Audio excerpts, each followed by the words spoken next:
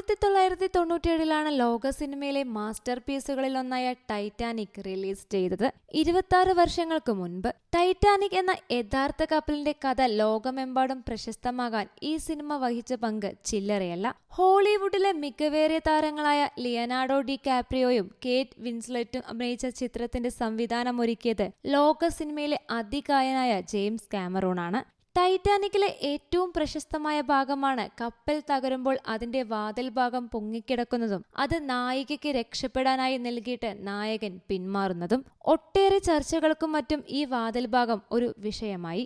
ഇതിൽ രണ്ടുപേർക്ക് രക്ഷപ്പെടാനുള്ള സ്ഥലം ഉണ്ടായിരുന്നെന്നും വേണമെങ്കിൽ നായകന് രക്ഷപ്പെടാമായിരുന്നെന്നും മറ്റുമുള്ള വ്യാഖ്യാനങ്ങളും പുറത്തിറങ്ങി.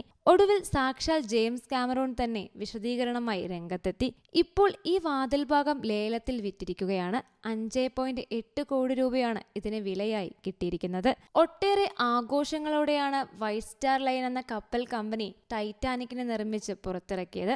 ലോകത്തിലെ ഏറ്റവും സുരക്ഷിതമായ ആഡംബര കപ്പൽ എന്ന് വിശേഷിപ്പിക്കപ്പെട്ട ടൈറ്റാനിക് ഒരിക്കലും തകരില്ലെന്നും കമ്പനി പ്രഖ്യാപിച്ചിരുന്നു. കപ്പൽ ഗതാഗതത്തിൽ തങ്ങളുടെ പ്രതിയോഗികളായ കുനാഡ് എന്ന കമ്പനിയുടെ വൻകിട കപ്പലുകളോട് കിടപിടിക്കാൻ ലക്ഷ്യമിട്ടാണ് വൈറ്റ് സ്റ്റാർ ലൈൻ ടൈറ്റാനിക് നിർമ്മിച്ചത്. 3 വർഷത്തോളം ഇടവേളകളില്ലാതെയുള്ള നിർമ്മാണത്തിലൂടെയാണ് ടൈറ്റാനിക് യാഥാർത്ഥ്യമായത്. മെയ് 31 അയർലാൻഡിലെ ബെൽഫാസ്റ്റിൽ നടന്ന ടൈറ്റാനിക്കിന്റെ നീറ്റിലിറക്കൽ ചടങ്ങ് കാണാനായി 1 ലക്ഷത്തോളം ആളുകളാണ് തടിച്ചുകൂടിയത്. ഒടുവിൽ ലോകം കാത്തിരുന്ന ആ നിമിഷം താമസിയാതെ തന്നെ സമാഗമമായി. 1912 ഏപ്രിൽ 10 ഇംഗ്ലണ്ടിലെ സതാംപ്ടണിൽ നിന്ന് 2240 യാത്രക്കാരുമായി ടൈറ്റാനിക് കന്നിയാത്ര തുടങ്ങി.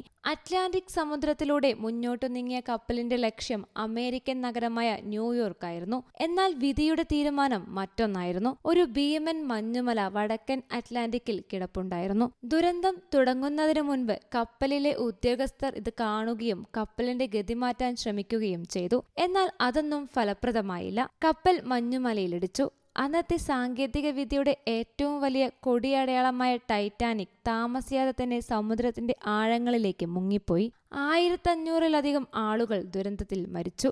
ടൈറ്റാനിക് ദുരന്തം കഴിഞ്ഞ് പിറ്റേന്ന് സംഭവ സ്ഥലത്തുകൂടി യാത്ര ചെയ്ത ജർമ്മൻ കപ്പലായ പ്രിൻസ് ആഡൽബർട്ടിലെ നാവികർ ലോകത്തെ ഞെട്ടിച്ച ഏറ്റവും കുപ്രസിദ്ധമായ ആ മഞ്ഞുമലയുടെ ചിത്രമെടുത്തു. ടൈറ്റാനിക് മഞ്ഞുമലയുമായി ഇടിച്ചിടത്ത് ചുവന്ന പെയിന്റ് അപ്പോഴും പറ്റിയിരിപ്പുണ്ടായിരുന്നു, ആ മഹാദുരന്തത്തിന്റെ അവശേഷിപ്പ് പോലെ. പിന്നീട് ദുരന്തത്തിൽ മരിച്ചവരുടെ ശവശരീരങ്ങൾ വീണ്ടെടുക്കാനായി അയച്ച മിനിയ എന്ന കപ്പലിലെ ക്യാപ്റ്റനായ ഡി കാർട്ടറ്റും മഞ്ഞുമലയുടെ ചിത്രമെടുത്തു. 1 ലക്ഷത്തിൽ പരം വർഷങ്ങൾ പഴക്കമുള്ളതായിരുന്നു ഈ മഞ്ഞുമലയെന്ന് ഗവേഷകർ പറയുന്നു.